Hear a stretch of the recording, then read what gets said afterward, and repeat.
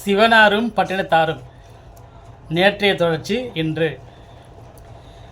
தமிழகத்தின் ஒவ்வொரு ஊரிற்கும் நடைபயணமாக ஒவ்வொரு ஆலயமாக சென்று தன் நிலையுணர்ந்து தத்துவ நிலையில் பாடல்களை பாடி இறைவனை தொழுது செல்கின்றார். இடையில் உடல் களைப்பின் காரணமாக வயல்வெளியில் புல்தரையின் மீது தன் கைகளை தலைக்கு தலையணையாக தாங்கி உறங்குகிறார். அவ்வழி இரண்டு பெண்கள் ஒருவருக்கொருவர் தன் கருத்துக்களை பரிமாறிக்கொண்டு பேசிக்கொண்டு பட்டினத்தாரை கண்டு தோழியிடம் உளம் மொழிகிறாள்.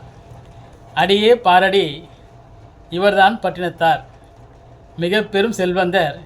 இவருக்காக இறைவனே குழந்தையாய் வந்து வளர்ந்து இவருக்காக தானும் கடல் கடந்து சென்று வாணிபம் செய்து முத்து பவளம் நவரத்தினம் என அனைத்தையும் வரட்டியில் மறைத்து ஒழித்து எவருக்கும் தெரியாமல் இருக்கும் பொருட்டு தந்தையிடம் கொடுத்துவிட்டு அன்னையை பார்க்க சென்று விட்டானாம்.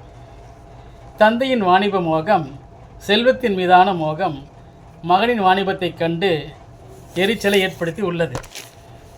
உடனே மகனென்றும் பாராமல் அந்த கோபத்தின் துணியை வரட்டின் மீது காட்டி தரையில் வீசி எறியவே முத்துக்களும் பவழங்களும் நவரத்தினங்களும் சிதறி ஓடவே இதை கண்டதும் பட்டினத்தாருக்கு ஆனந்த மிகுதியால் பாசத்துடன் மகனின் வாணிப யுக்தியை எண்ணி மகிழ்ந்து மகனை நாடி செல்கிறார். மகனோ அன்னையிடம், அம்மா, நான் இனி இங்கு தேவையில்லை, தந்தை இங்கு வந்ததும் அவரிடம் இதை கொடுத்து விடுங்கள் என்று கூறிவிட்டு சென்று விட்டானாம். அன்னை அழைக்கவும் மறுபதில் கூறாமல் மறைந்து விட்டானாம் என்று வினவுகிறார். பட்டினத்தாருக்கு ஒரு புறம் ஆச்சரியம், மறுபுறம் தவிப்பு. அப்படி என்ன செய்தி? பேழையை திறந்து பார்க்கிறார். இரண்டே வரியில் ஓர் வாசகம் அவரது கன்னத்தில் ஓங்கி அறைந்தாற்போல். ஓர் வாசகம், காதற்ற ஊசியும் வாராது கான் கடை வழிக்கே என்ற வாக்கியம். அப்பொழுதுதான் பட்டினத்தாருக்கு புரிகிறது. உரைக்கிறார், நம்மிடம் இதுநாள் வரை இருந்தது மகன் அல்ல, மகனாக அந்த இறைவனே வந்துள்ளான். இனி செல்வங்கள், ஆபரணங்கள், சொத்துக்கள், தங்கம், முத்து, பவளம், வைரம், வைடூரியம் யாவும் வேண்டேன், இல்லறமும் வேண்டேன், இனி துறவரமே சிறந்தது என்று கூறிவிட்டு அனைத்தும் ஏழைகளுக்கும் இல்லாதோருக்கும் கொடுத்து உதவிடுங்கள் என்று கூறிவிட்டு வீட்டை விட்டு விலகிவிட்டாராம்.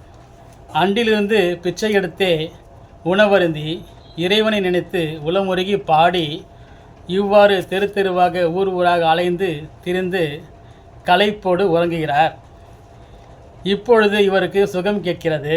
பாரடி, புல்தரையின் மீது மெத்தென்று படுத்துக்கொண்டு தலைக்கு கையை வைத்து கொண்டு ஒருபுறமாக உறங்குவதை என கூறி அப்பெண்கள் உரையாடுகிறார்கள். இதை கேட்டதும் பட்டினத்தார் கண்விழிக்கிறார். பெண்களோ அந்த இடத்தை விட்டு கடந்து சென்று விடுகிறார்கள். தொடர்ச்சி நாளை தொடரும்.